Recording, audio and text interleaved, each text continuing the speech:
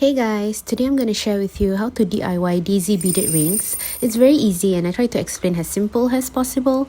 First up, you need to pick your beads color and I chose green with pink in the center. So I will need to insert the first 5 beads, the pink which is in the center first, followed by the 4 greens. Next, I will take the end of the right string and insert it inside the first green bead.